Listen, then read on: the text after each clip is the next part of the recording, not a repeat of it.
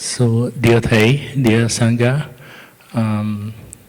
we are at the last day of the retreat. This is Sunday, January 1st, 2017. Last night we greet the New Year. Hopefully everything will be wonderful for the year 2017. We are aware also that we have a day mindfulness that is open to the public for today. So we have a session of question and answer, but if for the newcomer, if we can leave some room for the retreatant who has participated in the retreat for the last 5 days to ask question first. Yeah. So because they might have some question that need to be addressed within the context of this holiday retreat. We also noticed they have some children and a teenage, so also we maybe some room for them to ask question first, and after that, if they wish to stay behind with us, or they can go out and play and have some children program. That's up to them too. So maybe we can start with the resound of the bell first. Sit comfortably, relax, let go of all the ideas.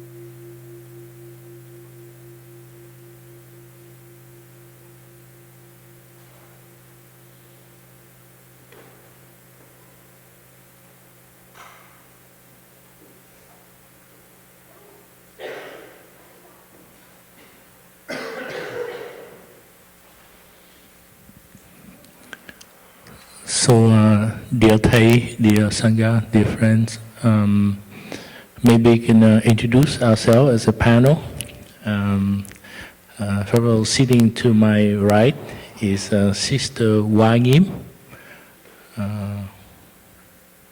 Sister Flower, Lotus Flower. I think we have a skit with the Lotus Flower last night. Sister Nghiem, one of the big sister, elder sister, not only from the nun side but also from both Blue Cliff Monastery. And she's been a wonderful sister, sit on many committee panel, including the TNH Foundation working committee with me. So you have any question about TNH Foundation, you can ask her.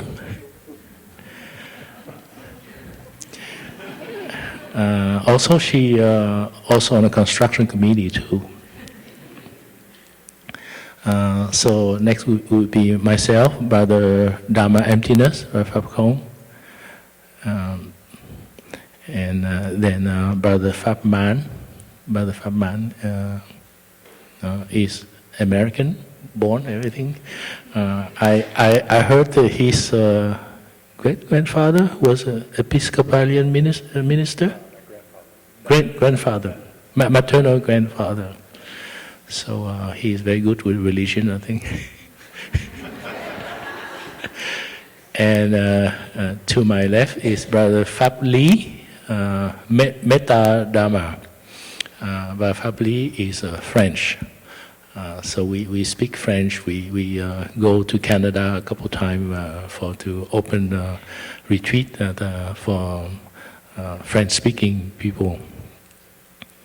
So maybe we can start by asking the children if they have any question for us. And if we could keep the question very concrete, very ground to earth with the daily life, and not too much theoretical question.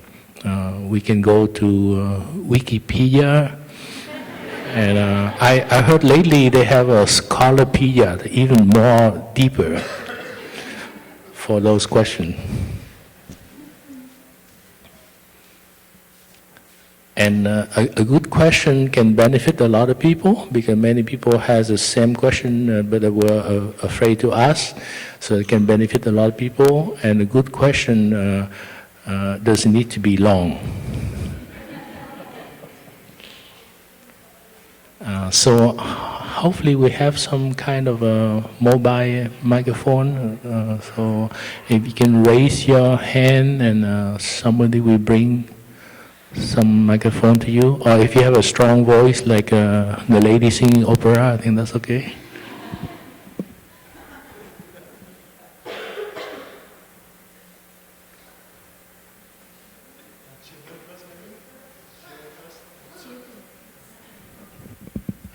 If the children program can encourage some children at teenage to ask some question.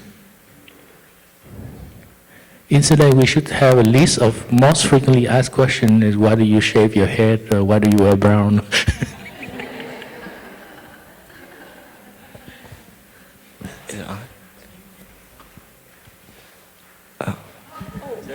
Okay, hello. So, my name is Alex and I have a question. What is the age limit to be a monk or nun? So, like, can you be 10 and be a monk or nun, or what?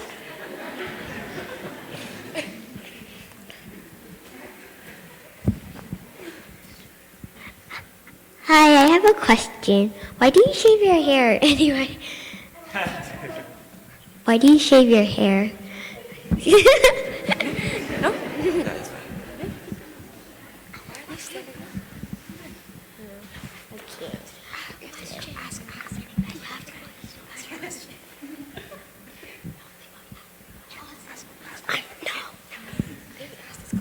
What's your favorite color?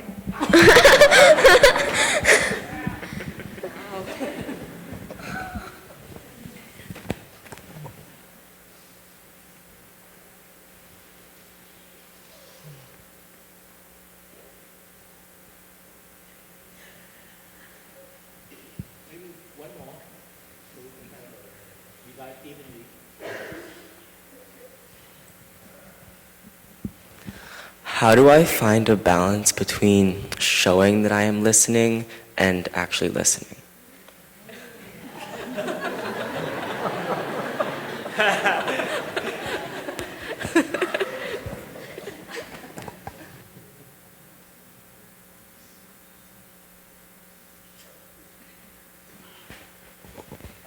If I have an opinion that is contrary or against the opinion of another, how can I express myself in a way that will not offend them?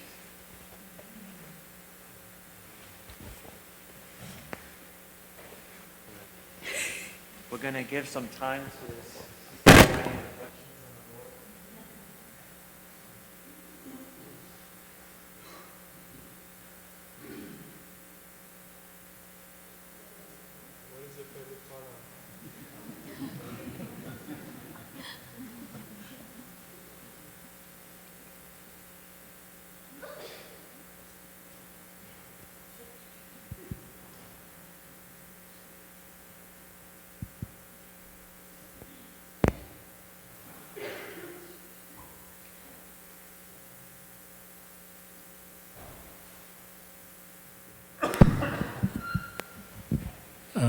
So maybe we should try to answer this question first. We see we have some time to have more questions later. So I'm not sure I understand the question number 5, and how we go about answering. So maybe usually we go by the most senior who can pick and choose questions first.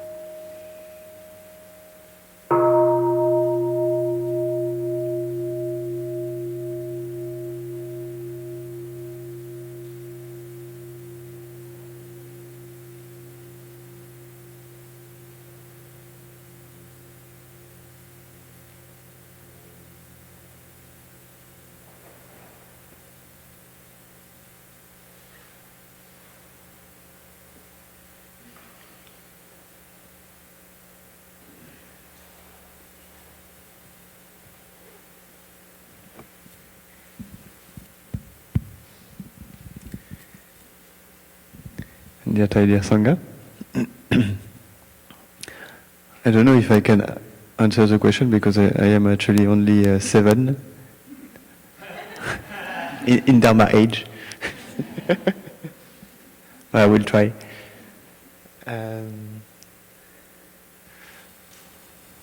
But the good thing is to be the youngest, I can choose the easiest question, like what is my favorite color? And can you guess? Almost. Yes. My favorite color is brown. I mean, it's quite obvious.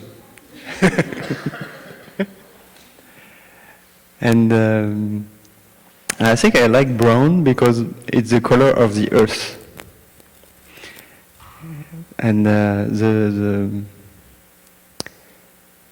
so it also symbolizes the color of humility. So we want to be like the earth, to be able to receive anything. So even the praise or even the critics, the earth is able to receive anything that is poured on it. So we just want to be like that.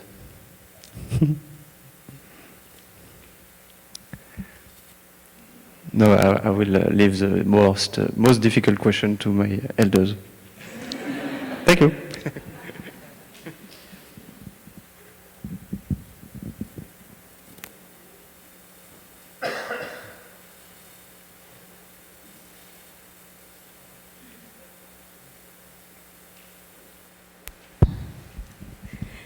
Respected dear Sangha, I'd like you answer the second question, why you save your hair.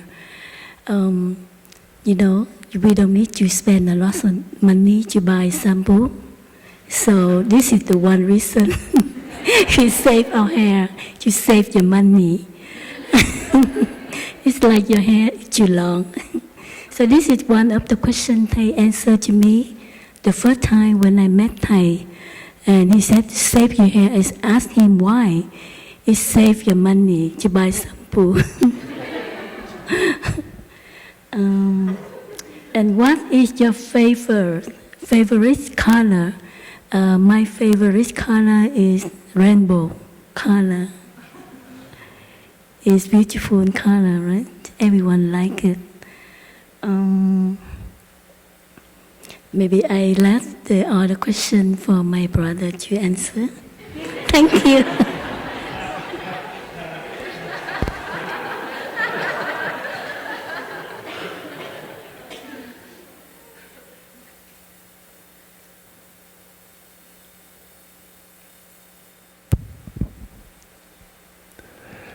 Dear beloved community, we can leave the really challenging question for Phap Khong, but no.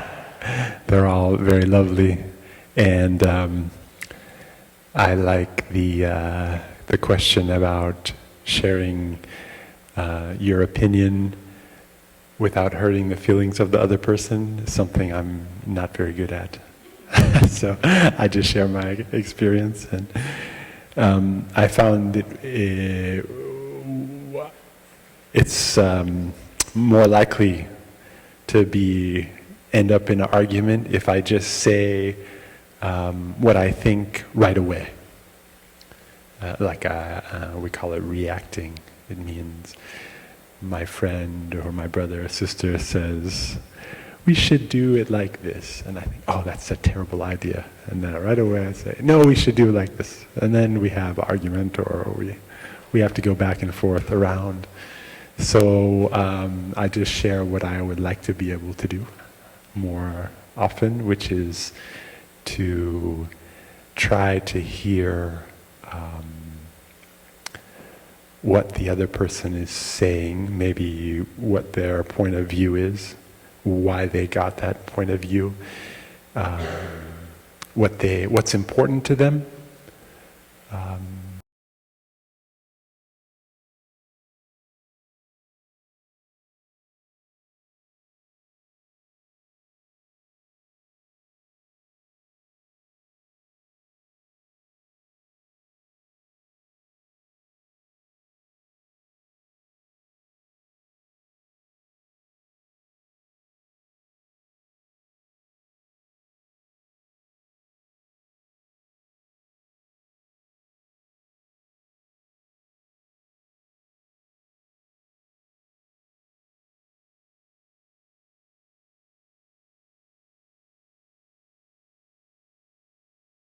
A logic behind it, because sometimes when you become a novice, monk, a nun, we take about 3 to 4 years before we become a bhikshu, bhikshuni, with the full monks. And then it take about another 7 to 9 years before we become a Dharma teacher, which means we can represent our teacher to teach the Dharma, to share the Dharma. So if we ordain late in age, by the time you get to be a Dharma teacher, you'll be over 70, 80 years old. And usually, even though we live in a very sane and serene environment, actually age can keep up with us. So then such a person won't be able to participate in a full schedule, because sometimes we go like a South America tour, we go on a US tour, we go to Asia, and when you are such an advanced age, your health sometimes doesn't allow you to fully participate in a community. Plus also we taking care of our own monastic. So if such a person become old and ailing, then we necessitate a certain number of monks and nuns to be attendant to take care of us, kind of thing. And we have several cases already. We have done that. So recently we met, and there's still some exception, but I think I don't remember the exact. We said like 50 something. Yeah, it's like a guideline, not over 50. Even though we have a few exceptions where we have some parents of the monastic who wish to become a monk nun after their children become a monk nun. So, and then they are in the practice, they're member or I member. Some of them are lay Dharma teacher before they become monks and nuns. We always have exception kind of thing. So this is the age limit on the low end and the far end. And again, it is a very organic process. We ask the person to live in community for a while, participate in the full schedule with us, go on the US tour, things like that, just to see a very realistic daily life of what it means to be a monk and a nun. And it's like a marriage. So you have to have a good relationship with the in-laws.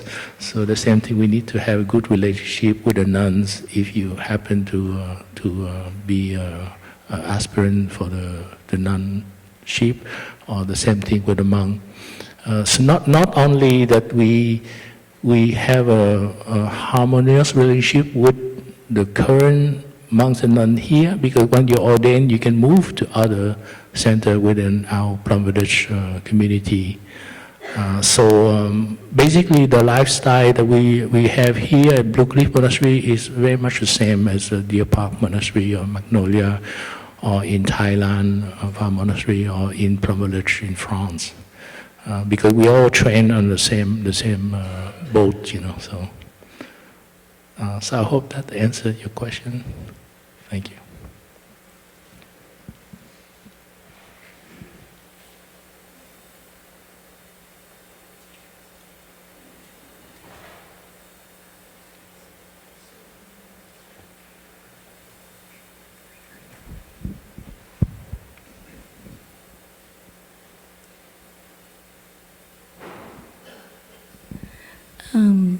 Dear Sangha, the question number 3, I think is very intelligent question.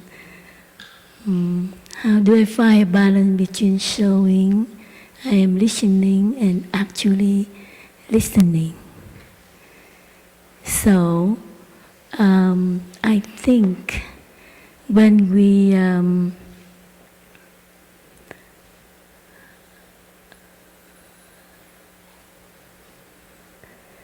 looking deeply into our heart and our mind to see that, do I really practice deep listening, or I just listening by our ear but outside, not by your heart? So if we know that we are listening by our heart, we will be fully present for the person who sits there and share their suffering inside of them. So when we are really actually listening, we will understand from beginning to the end, and you can understand the suffering from the other person from your heart, and you can feel also the suffering inside of you. You know, there's one story. One Vietnamese man, when he shared his suffering, and the other, when I remember for the last 21-day retreat in Plum Village, when he is the one of the Dhamma teacher, Vietnamese Dhamma teacher. He gave a Dhamma talk, and he shared his suffering. So when I sat down in the audience, I listened to his Dhamma talk, and I felt his suffering is come to my suffering, come to my mind, come to my heart. And suddenly I cried. When he shared, he cried, and at the same time I cried. But when I cried, I didn't say that, hello people, I'm crying, because I'm listening. So, if you want to show off your practice well, you have to show the people, oh, I'm doing this, I'm doing that. Okay, I sweep the floor of meditation very hard. So this is like we show up. But when someone, they do something with no, no showing, show off, they do quietly. They didn't think that they're doing thing. So the same thing when we listen, we actually listening. We listen from our heart, our mind, and our body. Our mind and body are fully there, present for the person who shared their suffering. So after that, you understood their suffering right away, and you can give advice, or you can give them something, encouragement, something, console, so that, or even though you don't say anything, you just fully present. And the person she be relieve his or her suffering already. So good luck to your young friend. You can practice deep listening from your heart.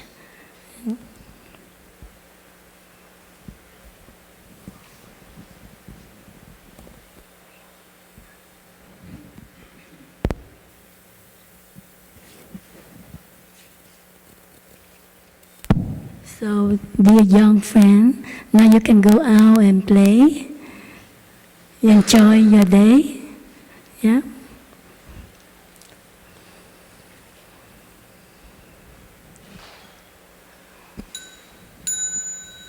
When you hear the sound of the bell, you stand up and you turn to the audience and you bow to the audience.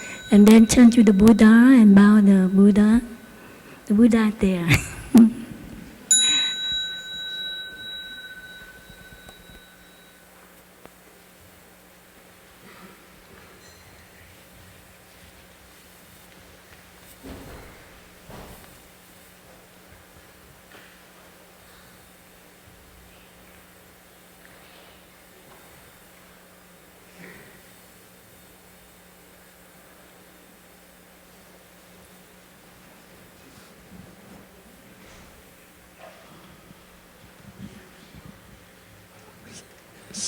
So, dear Thầy, dear friends, maybe we can listen to one sound of the bell first, yeah?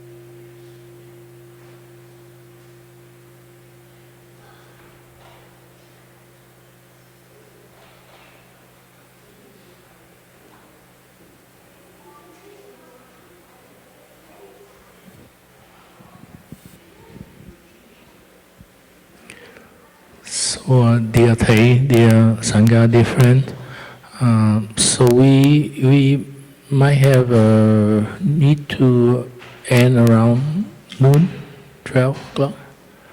So maybe we have a first round. We have 4 questions first, and we see if we can go second round. It depends. So if you have any question or heart, you can raise your hand, and Sister Nghiem is holding the microphone there, and I can bring it to you. So maybe we take 4 questions first and see what happens.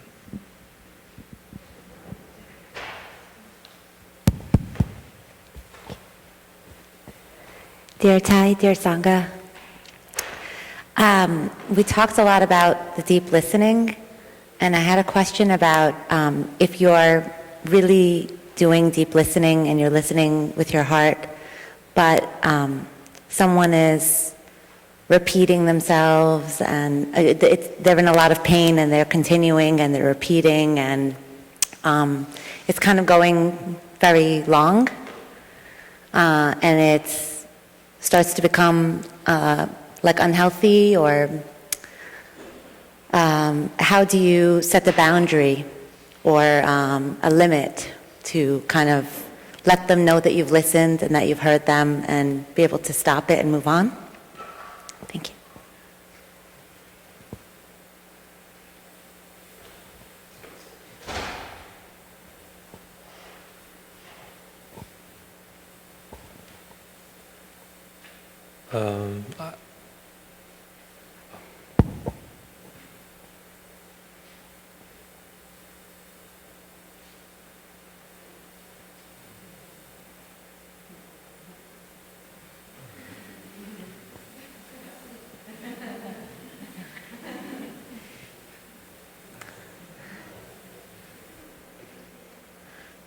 Dear teachers, I'm curious if there's any opportunity to, or I'm curious how the Plum Village tradition relates to other religious traditions. So for yourself, like, if you have other roots, how you relate to those roots. Like, do you actively practice those other things? And then also, more importantly, I think, like, are there any opportunities to learn and communicate from or with other Buddhist traditions and other traditions at large? And just how, maybe if, like, how has that process been for you, if you've done it at all?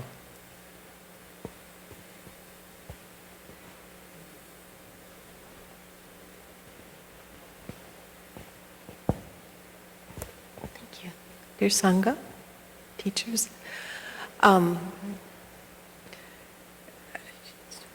okay. I'll wait. In the 5 mindfulness trainings, there's a passage about speaking, when you speak, to inspire confidence, joy, I forget what the 3 things are. Now, what if you have news that's not good? How do you convey joy and confidence when there's bad news?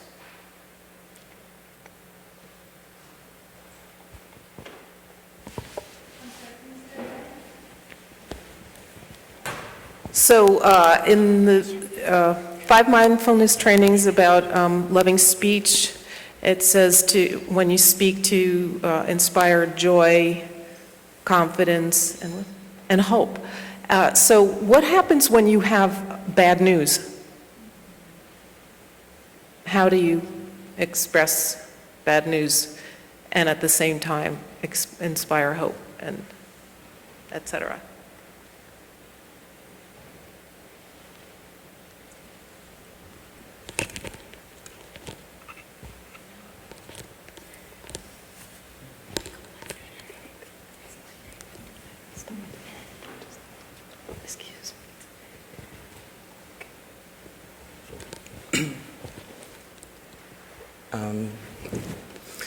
My question is, I have a family member who's living in a war-torn area. So my question is, how do I deal with my fear of losing them to death, basically? How can I not worry about the very real possibility of my loved one dying prematurely, I guess?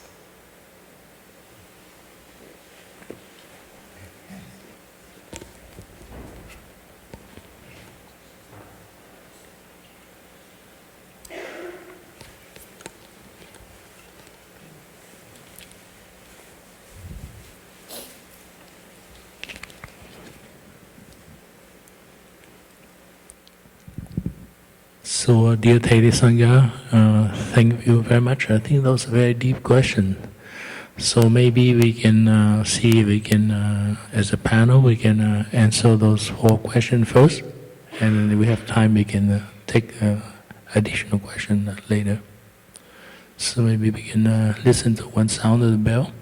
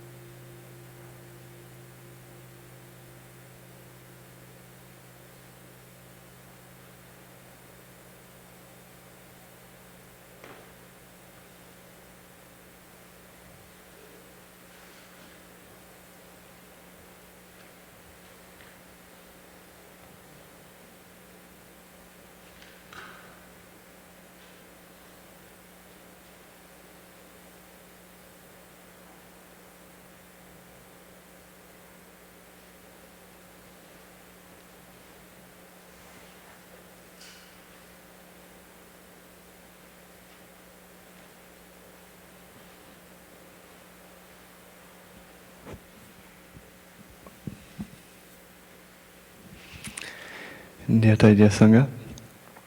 I'm still the youngest one, so I can start. I think I will try to answer the question number 2, which is, I can really relate to this one. How do you remain connected to your spiritual roots? Or are you also connected to other religious Buddhist traditions? So, as Phap told you, I'm from a French background. And France is mostly Catholic. So I grew up as a Catholic, even if my family was not so much practicing.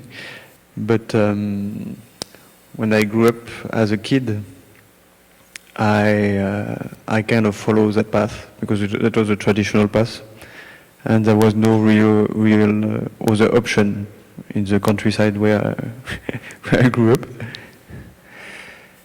And but at some point, I kind of rebel against my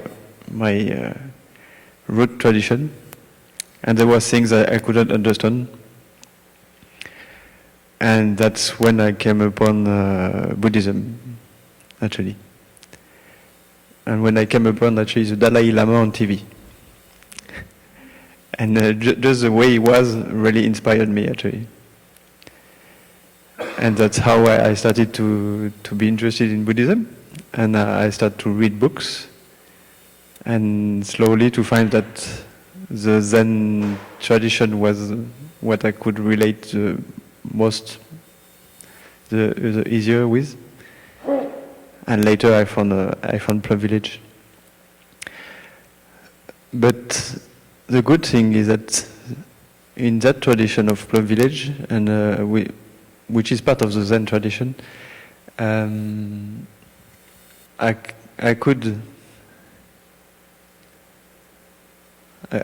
could understand more what is the essence of religion, of spirituality.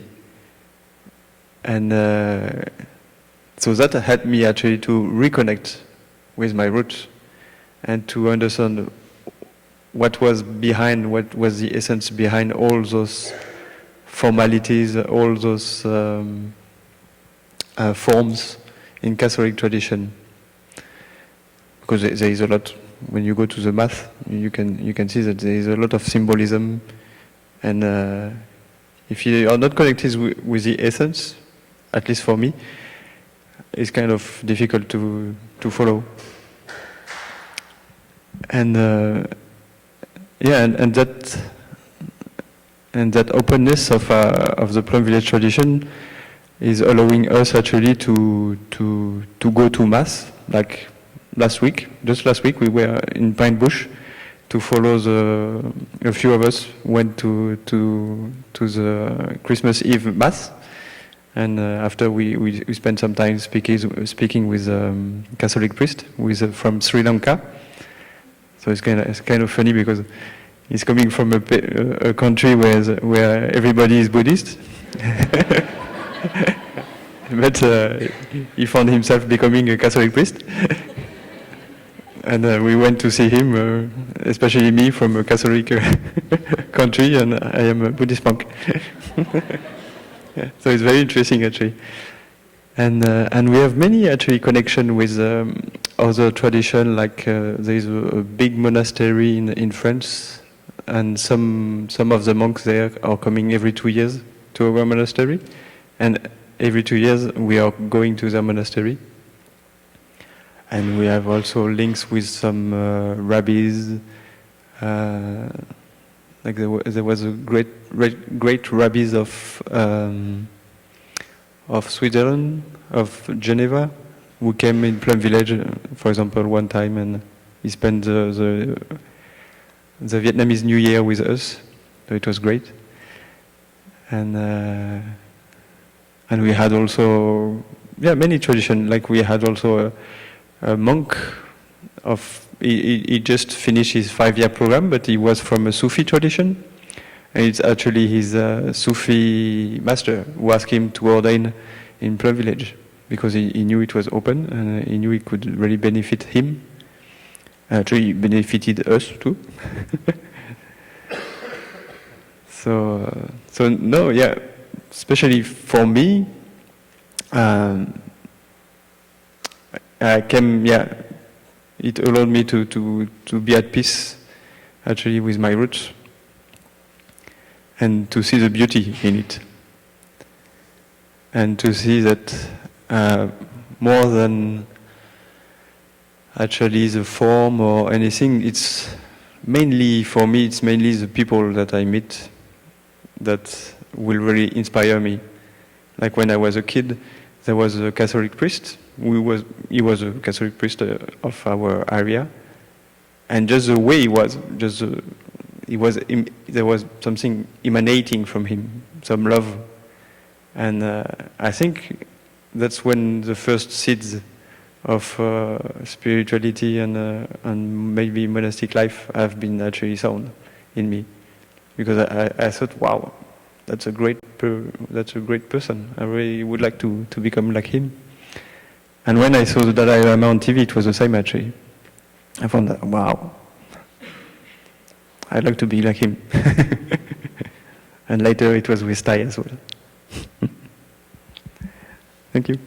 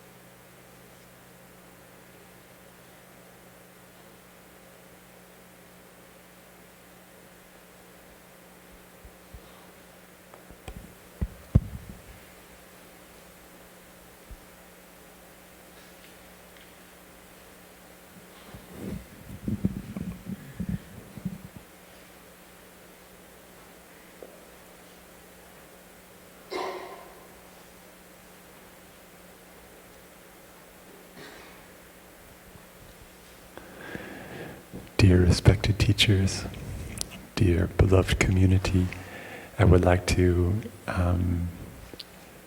try to speak a little bit, share some experience on number 4, which is the fear of death for a loved one. And maybe my brothers and sisters will add to that if they like.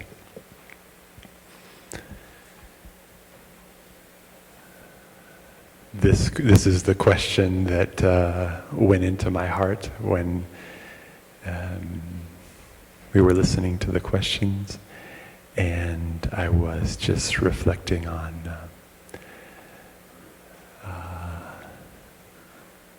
as I was listening, I was looking at all of you and asking the question about what is it to be alive, and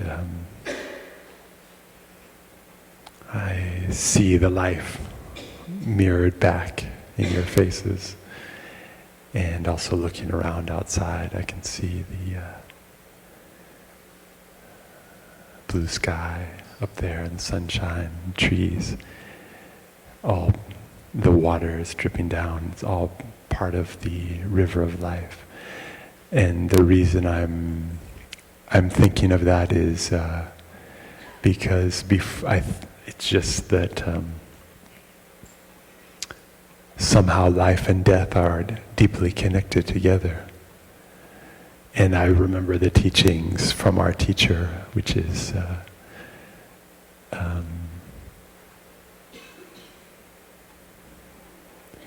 to be able to really face death is also to really be able to face life, to really touch life deeply, is I think the prerequisite for being able to understand the journey that we're on. because it is a kind of journey. Maybe we can all just take a moment to touch that. You can, maybe you can just touch your own face somewhere, or your head, and feel the energy that's there. You can feel it with your hand. And ask the question, where has this come from? You can look at your hand and do the same too. We do that as one of our practices in our tradition. Whose hand is this that has never been born, that has never died? Something like that. So it's, I think, more than just to say something is to feel and to get the insight that changes the way we see. So if we can look at ourselves in the mirror, or at our hand, or the face of the person there, and see the life, and see not just the present moment life, but also the stream of life. And you can see, I think, was someone sharing some point during the retreat, I don't know, something about seeing your mother and your father in you. I don't know, maybe we usually do it, so. But you can look at your hand, you can also see it's your mother's hand, it's your father's hand too. And it goes back, it doesn't stop with them, right? How far back does it go? I ask my mom this question sometimes. Where does it go? And you can trace it back in your mind. But can you see the beginning of your hand? Anyone? Where is it? Somewhere? Can you find it? It's difficult to find. But it's a great contemplation because it's using our mind, like our mindfulness energy, to bring our mind to bear on our question, on our experience, and to hold that. And it takes time. We can't just say, oh, this is the answer right away. You must continue day by day, moment by moment, with that question inside, in moment to moment in your daily life, as you eat, as you brush your teeth, as you speak, as you go about your work. If we want to really understand life and get our freedom, then we have to ask that kind of question, because that is the deep question, that is the big question. All of us fear death. It's very deep-rooted fear. It is the biggest fear that we have, not just for others, but also for ourselves as well. It's subtle. It's not something we often call to the surface, but it remains in the background, driving our life, pushing and directing us. So to get some freedom, we have to be willing to look, have to take time, look, and I think the joy of it is to see that right now we're alive, and right now are the people, at least as we know, the people we love are also alive. So take time in what we have to look and try to see deeply into it. And our teacher is more eloquent, very beautiful, but he often says, a cloud never dies, right? You know that. So it's a kind of way of looking that is poetic, very powerful though, because it helps us take the abstract, like see something outside of ourselves, the cloud, and it is always, it comes from somewhere, it has its beauty, it becomes rain, it goes back and it comes around. So our life is a lot like that. but like I just emphasize that more than to know that, to be able to say that is to feel that. And that will take us all time. I mean, that is taking me a lot of time. But it can be a joyful journey, because it's discovering what is precious in life and discovering it, looking for its roots and its power and its connection. And so then I think when we see where things have come from, clearly we will also know where they go, and we will not be afraid of that change. Okay, I tried the no birth, no death. It's practice for me. I hope it's okay. It's all right? Not too bad? Challenging. I like sometimes challenge. Thank you.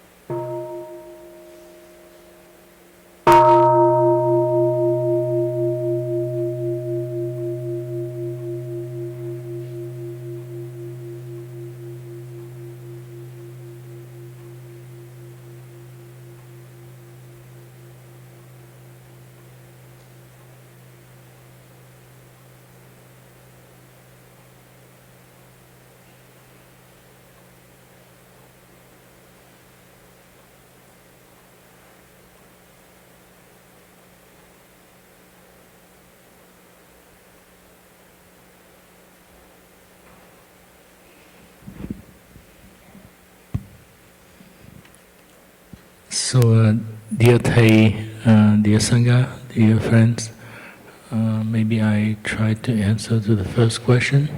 How do you listen deeply without enabling or encourage people to use heavy language or something like that?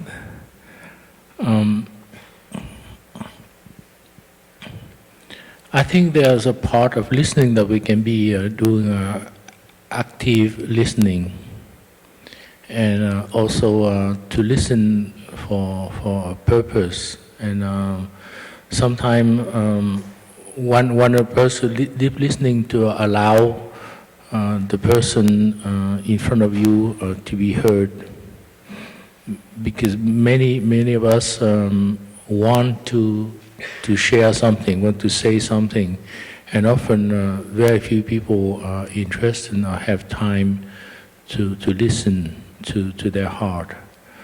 And so sometimes if we set our purpose is to sit and allow the person to express his and her heart wholeheartedly, and during that time maybe the person may have a lot of incorrect idea, opinion, but we still accept just to listen, and that requires some training to go deeply with our breath, and sometimes we can ask for pause from time to time, or a break, like a tea break or something, and then continue, and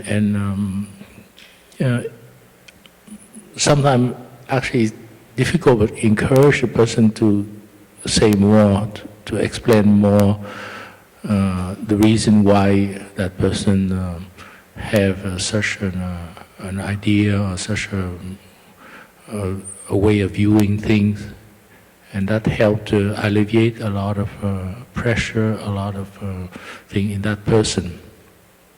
Now, having said that, sometimes different people has a lot of habit energy, and sometimes say things.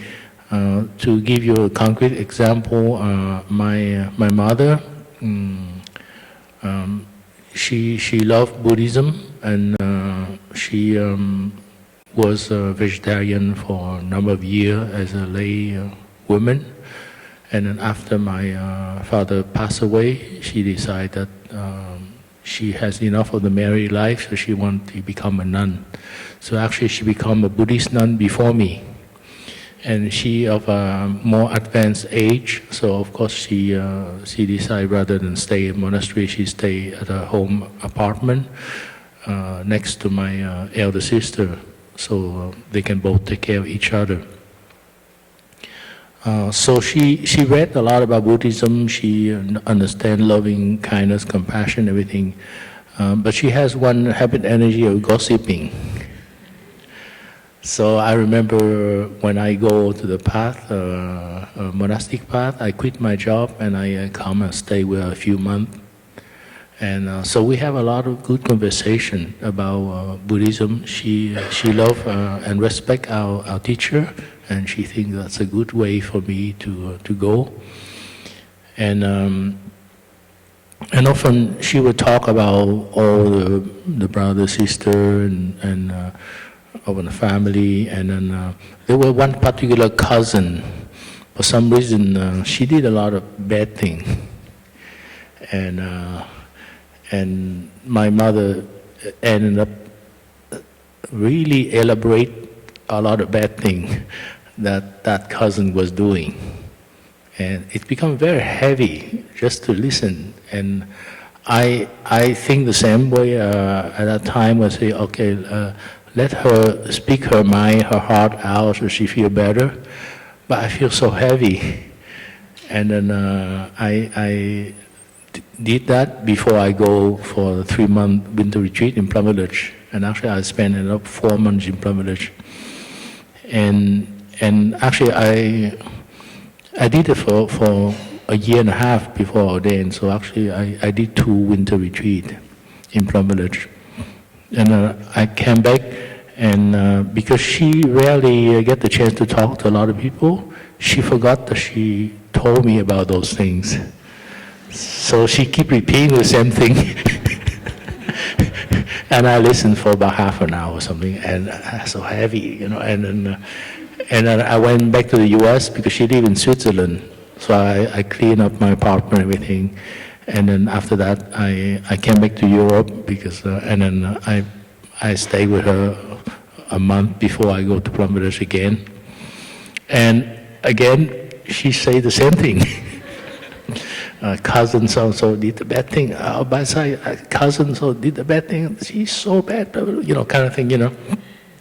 And I remember I came to Plum Village with a heaviness, and okay, let practice with the Sangha help me to alleviate my heaviness. And I asked our teacher that question. And our teacher say, yeah, you have a love for your loved one, but sometimes by just do a passive listening and allow her to keep on speaking, you're actually not helping. Because then you water the seed for her to keep on saying the negative thing.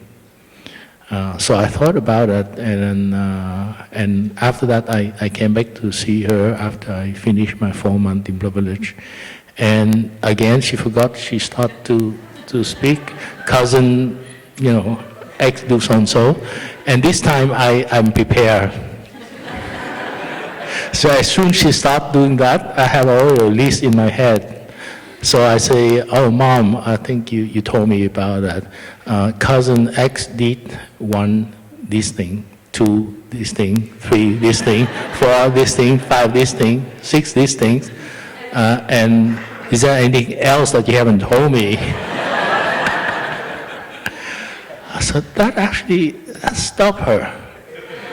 She sit back and she thought about it, and she said, oh, okay. What I was saying, he been listening. And that's the basic of nonviolent communication from Marshall Rosenberg. A lot of time we repeat, so this is what you were saying, kind of thing. Because often people were afraid that they say something and the other people don't really actively listen to them. So by repeating or by summarize what the person was saying, it appeases that heart of the person that, okay, somebody really listened to me, kind of thing. And then the other part is to do skillful, mindful navigating. So, for example, I approach something. I say, Dad is already passed away, and Dad rarely talk about. But I'm really interested to see how you and him met for the first time, and what his love letter, what he said to you to persuade you to marry him, and those are I knew from my elder brother sister some information, and actually everybody busy with the family and children, and so here I am. I quit my job. I have a lot of time, and my only thing is to go to Plum Village and then spend time with her, so I can really have all the time to sit and listen to her. And I think she softened up a lot, and she said many wonderful things. Of course, she loved my father, so she watered a good seeds in her heart, in her mind. So that way, slowly, she draw away from negativity by so and things like that, So that's probably a good way of skillfully navigating into things. But it's important to let the person know that you are really willing to listen to that person. But if you feel that it keep piling up, negativity after negativity, sometimes it's good to shift the tide a little bit to something. Or you can say, look, it's become very heavy for me to listen. Can we talk about something else or something like that? Thank you.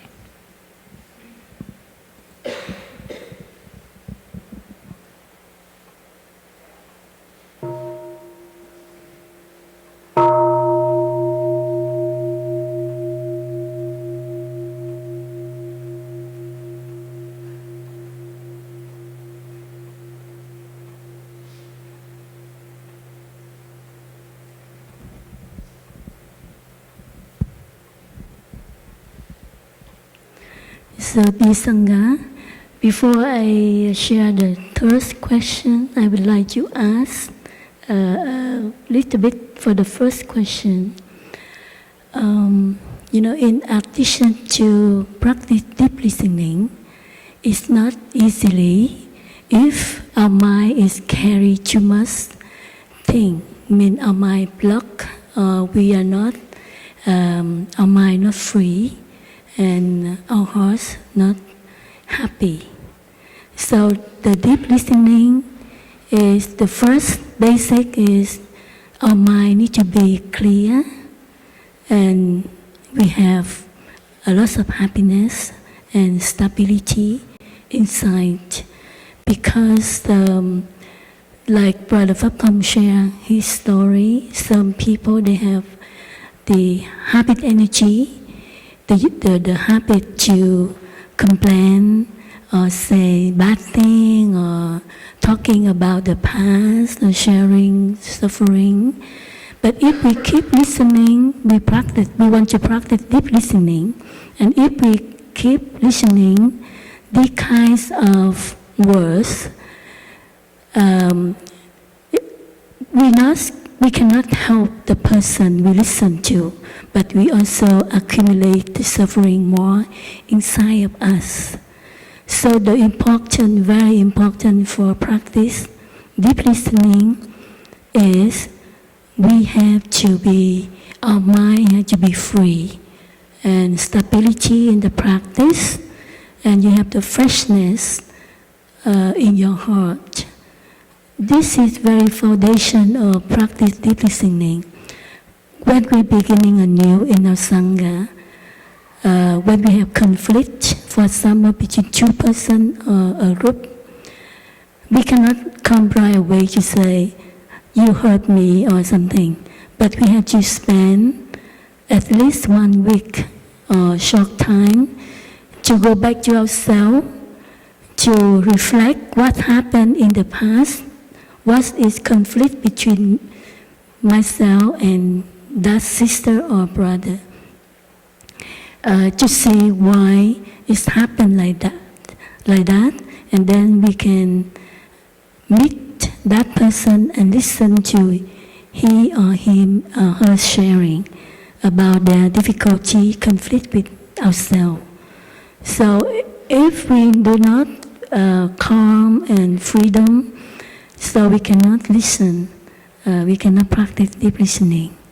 So the very basic about the practice deep listening.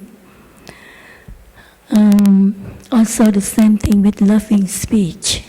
When we are not calm, when we have emotion, better silent, say nothing. Because when we do not calm, when we emotion, the more we speak, the more we create the difficulty between each other. So the practice calm and reflecting what's in the past is very crucial for us to beginning anew with our friends or with our community or in the family. How do you express bad news while still inspiring hope, joy, and confidence? This question for me not very clear. Bad news is mean what kind of bad news? Like a news about the person who died, who you bring the bad news to that person, or a bad news about what? Depend on the bad news we going to share with the person we need to, to let him or her know the news. For me, the truth, sometimes the truth we cannot hide, and we need to speak out. But I learned from my teacher. He said that sometimes the truth, we need to speak the right time and right place. The truth here may be the bad news or the teaching. Sometimes loving speech is not mean only gentle words or very, lullaby, it's not like that. Sometimes loving speak very directly and can hurt very much when we hear the words from the directly speaking. But after that, we maybe get stronger from the words.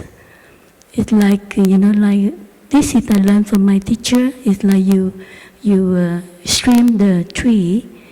When the tree have so many branches, you need to cut the branch to make the tree more beautiful. So the tree will hurt, but after that the tree will be more beautiful. So for me, the bad news sometimes, if we need to say, we have to speak out. The person had to get hurt. But after that, he or she will get stronger. But we not only speak too much directly if some bad news it brings a lot of suffering for that person or that person cannot carry. So we need to, change your skillfulness to speak the way the person had to bear it. I remember when 2010, I lived in Plum village. And during the autumn time, we have a lot of happiness happen in our nunnery, New Hamlet sister in Plum village. But what's happened? My young sister, she came to me and she bring the bad news to me. And this is really, really bad. Is my younger brother passed away in India. And I cannot believe it. Because I just live like in the heaven. Now we just picking plum, and we make plum jam, and we play the, like lantern autumn. So we have a lot of happiness around me and my younger sister, and we join, we playing. And suddenly I hear the news, my younger brother, the one I love, and he passed away. I cannot believe it. But I need to bear it, I need to accept it. And the way my younger sister shared to me, she said that, oh, dear elder sister, we know that everyone has to die one day, but this is the truth. My elder brother is your younger brother. He just passed away. And I listen and just standing there, and I accepted. But before that, he said some words like, no one escaped death, Something I have to accept it before I listen to the net. So this is the way how we learn to express the bad news. And we have to face the truth, the reality. We cannot running away. This is the reality of life. And the way we sharing, we need to look at the person, can she or he can bear the heavy, the burden, So we have to find the time, the place to share. Also the teaching, we need to share the right time, the right place, even though loving speak sometimes it really hurt you, but after that can make you stronger and healthy and more beautiful in the future. Thank you for listening.